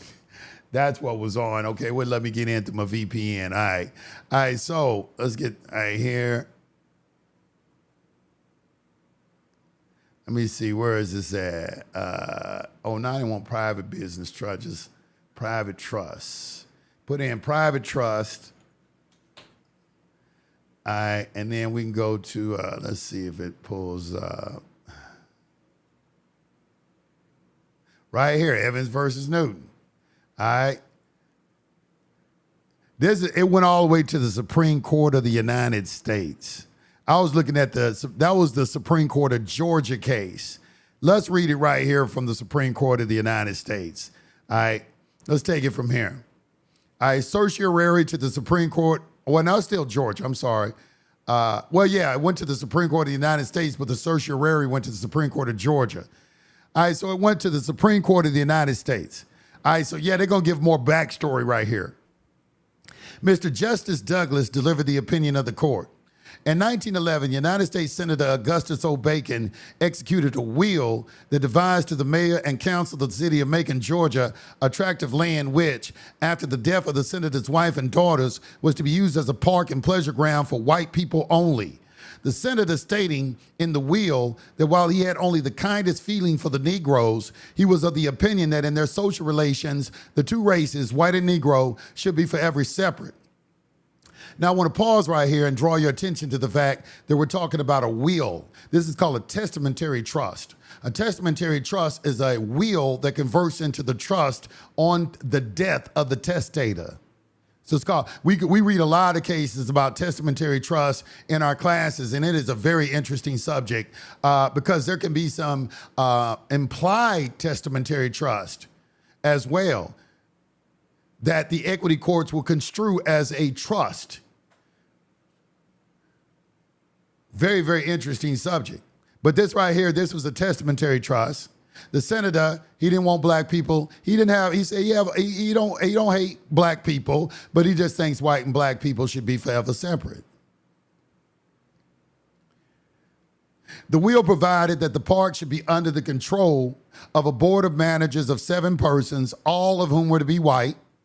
The city kept the park segregated for some years, but in time let Negroes use it, taking the position that the park was a public facility which could not constitutionally manage and maintain a segregated basis. So here you see the Supreme Court justices characterizing the park, or it was rationalized that it was a public facility.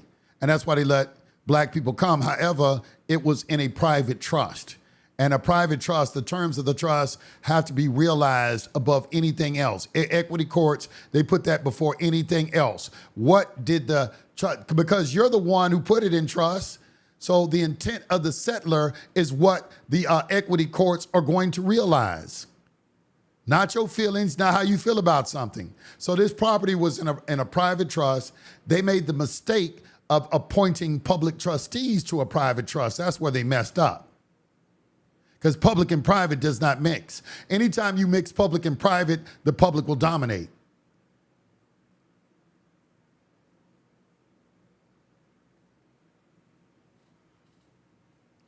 Thereupon, individual members of the board managers of the park brought this suit in a state court against the city of Macon and the trustees of certain residuary beneficiaries of Senator Bacon's estate, asking that the city be removed as trustee and that the court appoint new trustees. That is one of the powers of equity courts, to remove and replace trustees. Equity will not allow a trust to fail for want of a trustee.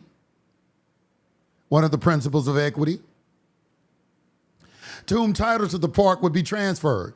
The city answered, alleging it could not legally enforce racial segregation in the park. It could not do it because the city, which is public, which is a municipality, fall under the Constitution of the United States. The Constitution has no application in the private. It only applies in the public. The Constitution forms government and restrains government. That is the purpose of the document.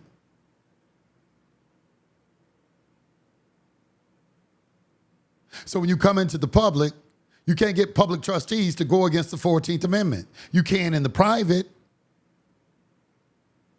Public and private does not mix. They don't ever mix them. Don't you mix them.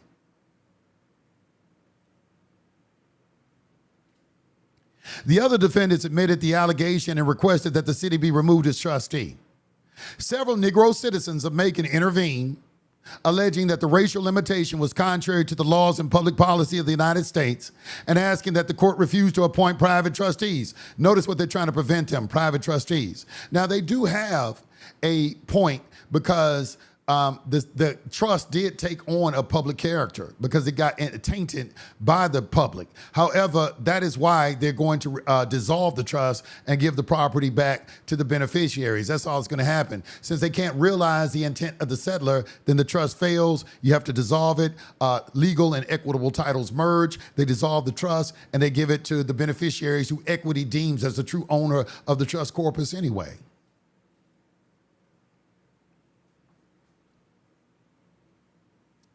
Thereafter, the city resigned as trustee and amended its answer accordingly. Moreover, other heirs of Senator Bacon intervened, and they had the defendants other than the city ask for reversion of trust property to the Bacon estate in the event that the prayer of the petition were denied. This is what happened, the reversion of trust property. It was they gave it back to the beneficiaries, and they intervened. Now, this is the children or the great-grandchildren of Senator Bacon coming in and say, look, my great-grandfather, this was his wishes. If y'all can't fulfill his wishes, then you need to dissolve the trust and give us back the property.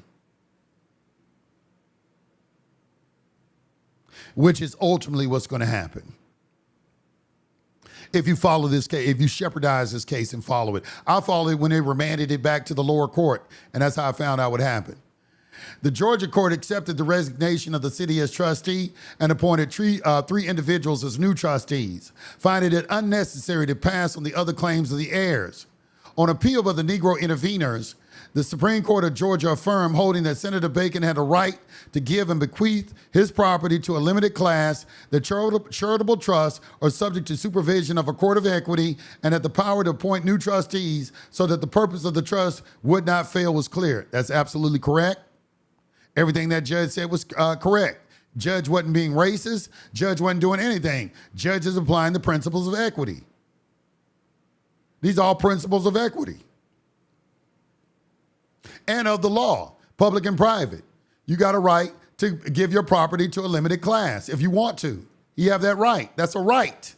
That's not a privilege. If you have a right, but it has to be on the private side. Judges are they're gonna tell you. So here's when the judge starts teaching you the difference between public and private. Notice right here, he starts out, he says, there are two complementary principles to be reconciled in this case. We start off talking about principles, because that's what the law is, a body of principles. That's what common law is, a body of unwritten principles, the lex non scripta, that come into fruition when facts have appeared and somebody has to utilize those principles to make a decision. And that answer is the evidence of how the principles were utilized. That's why you read case law.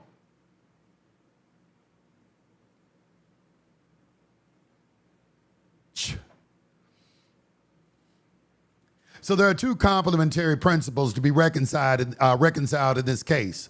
One is the right of the individual to pick his own associates so as to express his preferences and dislikes and to fashion his private life by joining such clubs and groups as he chooses. Private member associations, unincorporated private associations. That's what private people do. Your private life, you can create a world for yourself. What do you think the Masons done? The Rosicrucians, the Illuminati.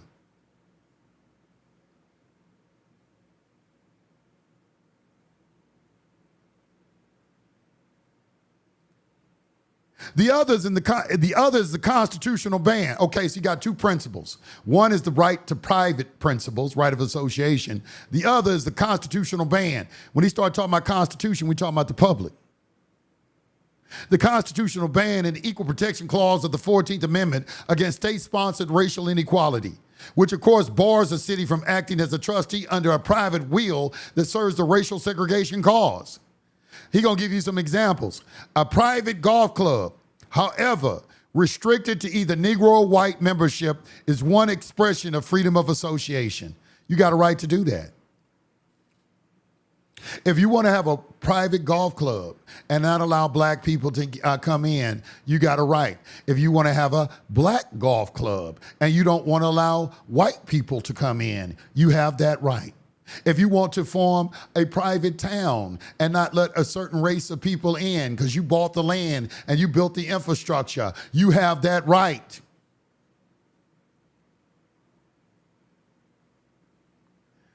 But a municipal public But a municipal public golf course that serves only one race is state activity public, indicating a preference on a matter as to which the state public must be neutral. You got to stay out of that.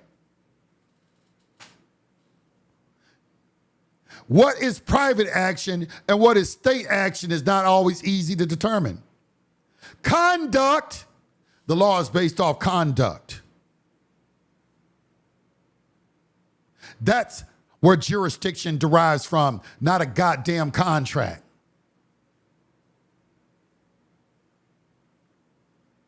Oh, the white patriots hate me for this. Oh.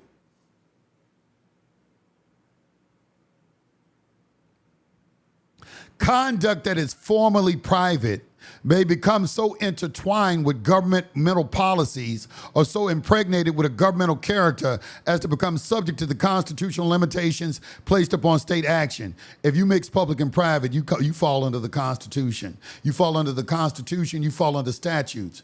Because the Constitution forms government and restrains government, and government enforces its constitutionally delegated powers through statutes. You can't assert a private right within a public regulatory space. Public and private does not mix. How many times? I don't even understand no other way to say it to you.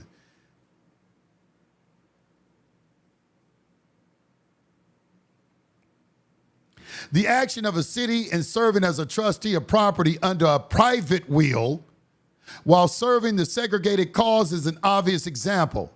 A town may be privately owned and managed, but that does not necessarily allow the company to treat it as if it were wholly in the private sector. Thus, we held in because you might have some public roads that run through it.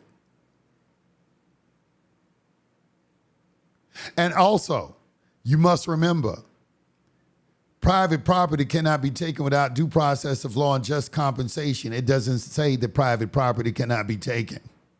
Private property can be taken under the Constitution.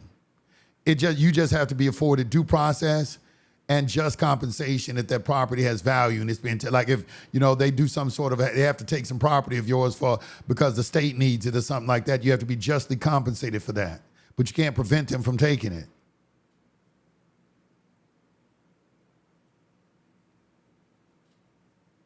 Thus, we held in Marsh versus Alabama, volume 326, U.S. Reporter, page 501.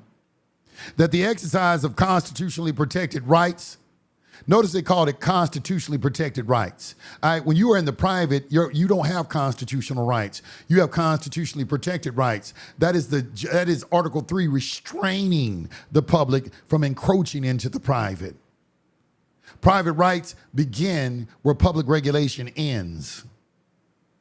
Public and private do not mix. They don't ever mix them. Don't you ever mix them.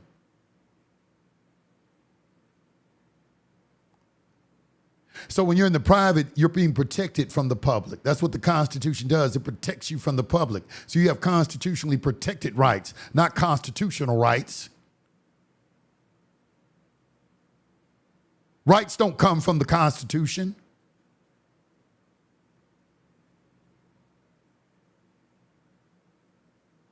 At least not when you're operating within a private space.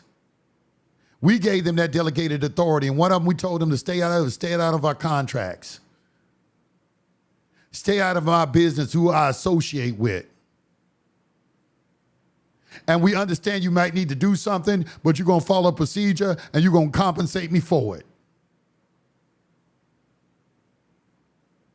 That's the exercise of sovereignty.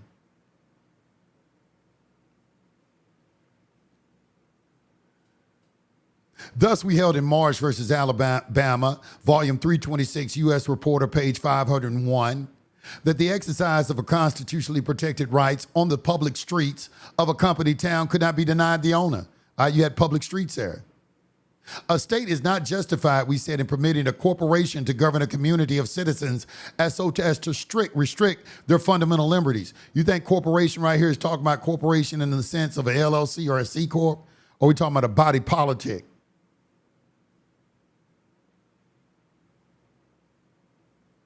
See how you have to know the law? Because you'll read something, and if you use a layman's form of interpreting the word, you'll get misled every time. Legalese is a totally different language than the words you use in everyday parlance.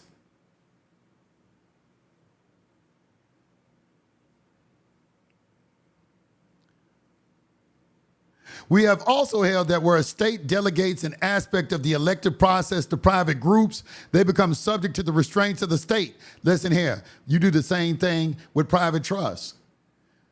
When a private trust wants to do some business in the public and we go contract with some contractors, maybe let's say we want to build a mall. Okay, so we need contractors who are licensed professionals to do that in the public.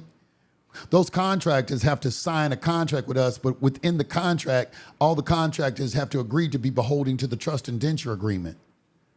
Likewise, the Constitution is the trust. All of you say, if you come and you do any contractual obligations in any kind of way with the public, you are beholden also to the Constitution. So anytime you have a private trust and you do business with the government, they got the same requirements. Oh, you know you fall under the Constitution now, which is also going to subject you to statutory enforcement.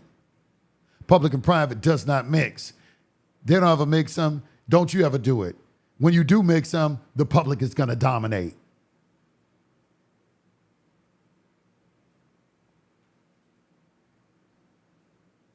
That is to say, when a private individuals or groups are endowed by the state with powers or functions governmental in nature, they become agencies or instrumentalities of the state and are subject to constitutional limitations. The Constitution's limitational application is in the public, not the private.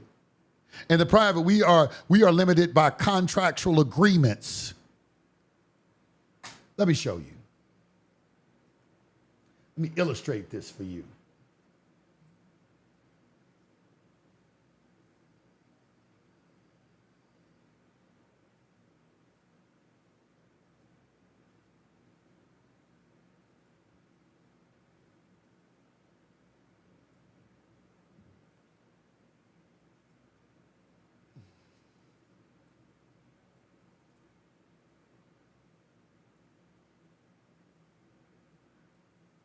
Oh, shoot. Hold on.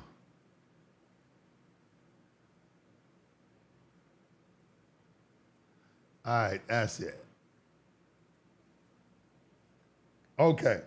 This chart right here, this is a public and private chart. You can go and verify this anywhere you want to. Okay. Under public law, the Constitution is on the public side. Criminal law is on the public side. Administrative law is on the public side, and tax law is on the public side. Somebody was asking me about taxes a little while ago. That's when I was saying, I'll get to it to you in a minute. They think that by you saying that you have to pay taxes, you're some sort of a sellout to the government or something like that. Once again, it's just like in the situation with Jesse Lee Peterson, when this man is trying to label Jesse Lee Peterson as a coon. When Jesse Lee Peterson understands the law, he understands the Constitution, and this fool he don't have any civic training whatsoever. That's what goes on in these spaces. Oh, we don't have to pay taxes. No, you don't if you're operating privately. But you don't know what privately is. You think you know. Public international law, private law is contract. What rules over here is the Constitution. What rules over here are contracts. That's why we put a clause in Article 1, Section 10, Clause 1 of the Constitution. They can make no law that will impair the obligation of contracts. Stay out of our business. But likewise, we also cannot put anything in our contract that violates anything in the public. That's why you don't even use any words in your contracts that have statutory definitions to them unless you are going to be using them in their courts. But if you have an arbitration agreement, you shouldn't have any statutory terms, any statutory reference in any of your contracts. Nothing, no word that you can look up the definition in a statute should be used in a private contract or private trust.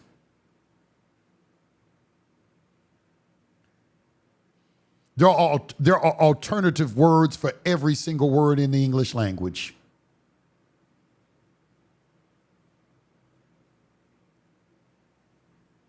public and private does not mix. The private realm is default anywhere that the public is not. That go for words, that go for anything. If they didn't define it in a statute, it can be used in the private. The private domain is anywhere the public is not. Anywhere outside their delegation of authority is the private domain, and there is a domain, a very big one.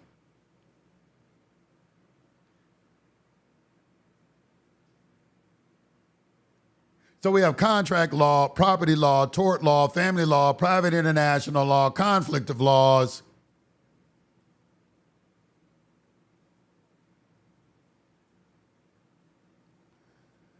Let me go to SPC University real quick. On my S-Unit, these are all my handouts that I give to my students after we conduct classes. I haven't conducted a class on this document right here, but I put this together. This is on the 14th Amendment and the Equal Protection Clause. Let's go over it briefly as well. The 14th Amendment, equal protection, race, and the courts. Purpose of this handout explains what the 14th Amendment is, why it was adopted, and how U.S. courts apply it to Black Americans and white Americans alike. The focus is doctrine and case law, not political rhetoric. We're looking at doctrine and case law, not what you feel, not about your nationality, not any of those things. We are going strictly off doctrine and case law.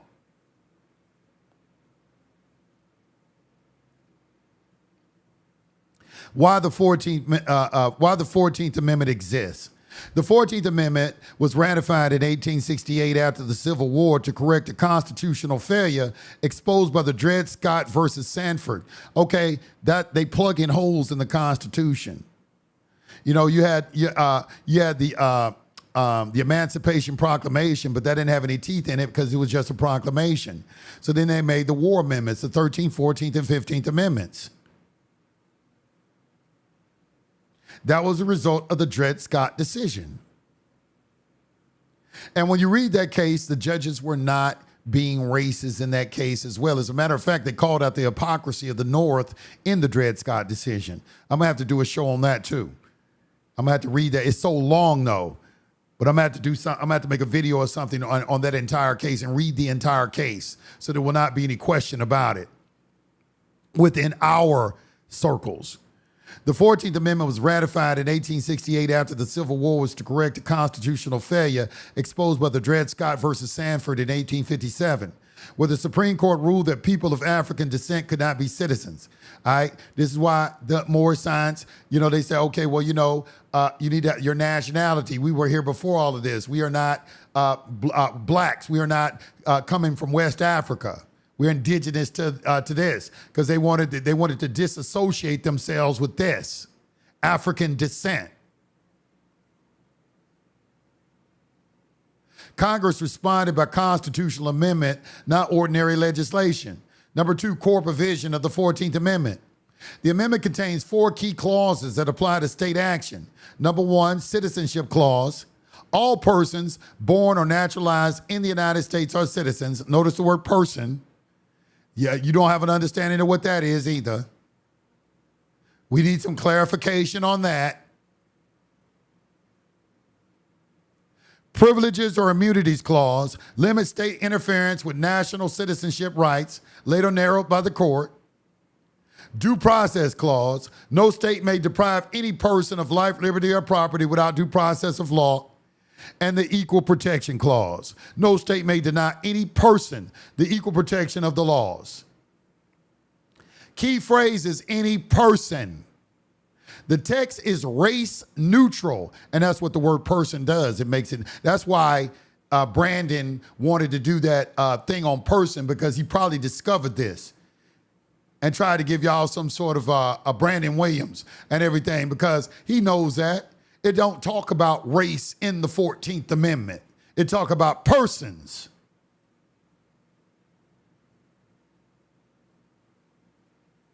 Persons are devices that the public uses to, first of all, to determine capacity, and then classify that capacity in order to determine rights, duties, liabilities, and remedies. It is a scientific system that they have set up. So when you leave the private and come into the public, they know how to adjudicate any matters that you brought into the public. But public and private don't mix. They are not there to validate the private. You want to see where that's at? Let's look and see where that's at real quick. We can go into, let's get on SBC University.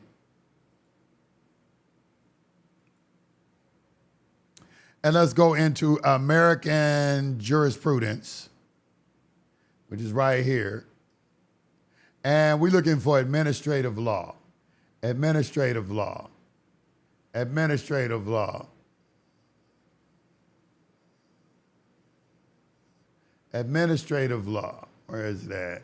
Affidavits. What is that? I know I see court. I need to make these bigger. Bodies, facts, trust, certificates. Here it is right here, administrative law. All right.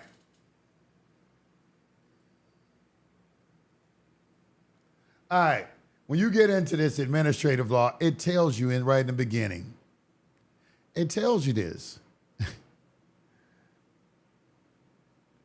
Concern with private and public rights. Sometimes the language private rights is used in administrative context. However, this language may simply signify a policy relevant to administrative law encompassing both public and private rights. Because administrative agencies serve in part to effectuate the constitutional obligation of the executive branch to see that the laws are faithfully executed, the public interest is an added dimension in every administrative proceeding. In addition, the public rights doctrine impacts administrative agencies.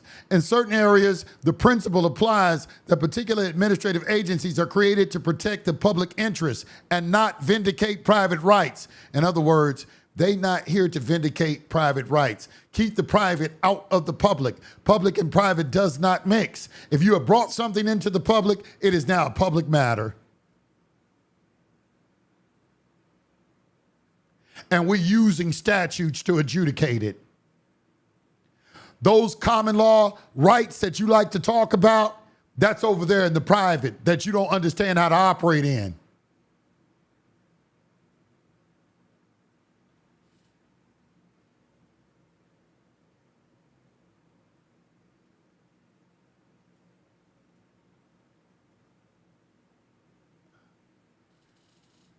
Listen. Listen, let me tell you. I was brought in to this 20 years ago with public and private, so I came through the door understanding it.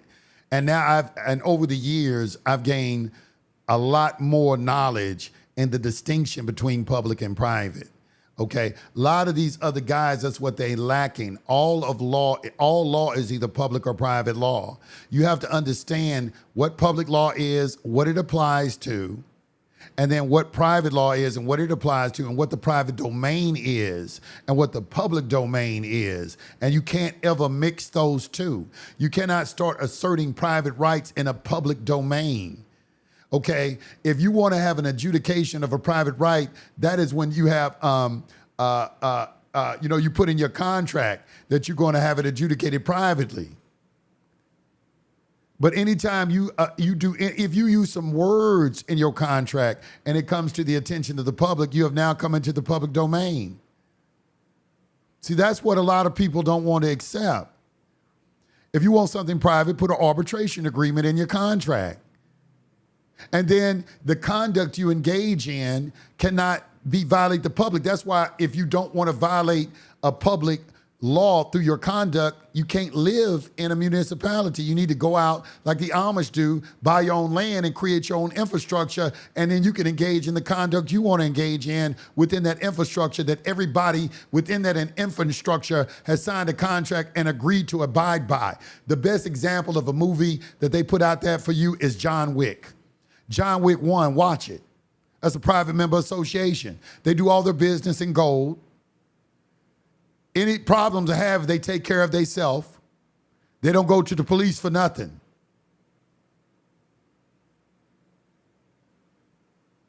If you want public enforcement, you're going to be subject to public regulation. Private enforcement is contractual in nature. You have to agree to it.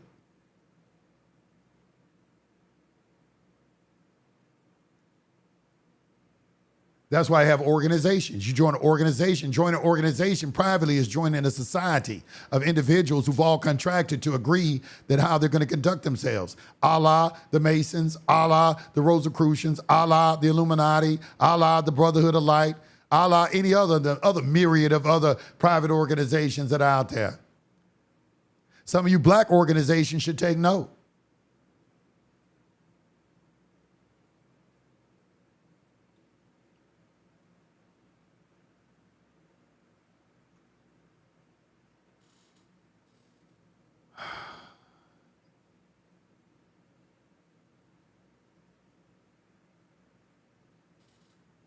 All right, that's all I got for you today.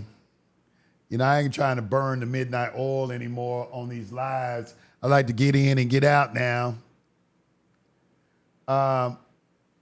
You can like, comment, and subscribe. I will answer any inquiries you have, because I was not paying attention to the chat at all. However, I want y'all to understand that at SBC University, we read case law, we go by the law, we read doctrines, we study principles of law. That is the only thing I extract anything from. I'm not engaged in any type of echo chamber type of information. We're looking at what the law is saying, okay? And I'm teaching you how to read the law. And I'm teaching you how to read. There's a reason I keep repeating this citation of authority, because I want that through that repetition, you're going to start, okay, I say that is the volume number, okay? That is the reference material, and that's the page number in the reference material, and that was the year it was published. Got it. And then you can go to the law library and practice finding it. But everything starts with the basics. The basics is public and private. If you don't get the basics down, everything else is confusing.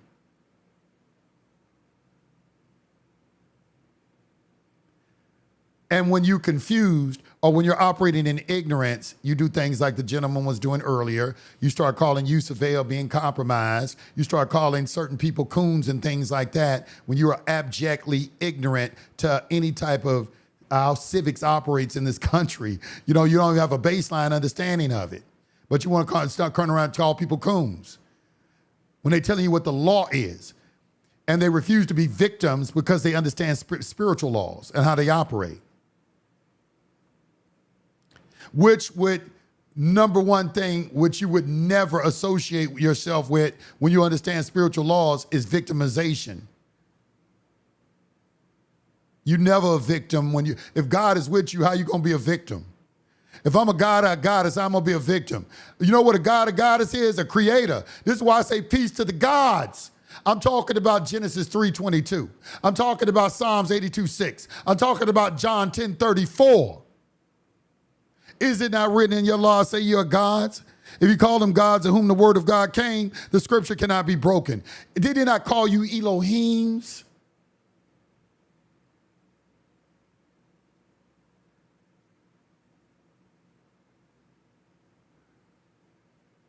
I appreciate. Get in it. Right now, I'm doing a deal. It still say $99 on the website, but when you go to the cart, it's gonna have $49. Y'all to join. We're gonna have tonight we're gonna have a status correction class. Tomorrow is gonna be trust. You know, when you join, you get 16 classes a month. I'm there every day too. So you make sure that you come, and I think you will find it very, very enlightening and very, very educational. And it'll allow you also, when you come out of class, you're gonna start looking at everything that you thought was correct or you thought was the law in a different light. I promise you. Anyway, peace to the gods and goddesses. You've been listening to the hottest radio network on the planet. I miss them days. You've been listening to the hottest radio network on the planet. I'm Yusufale.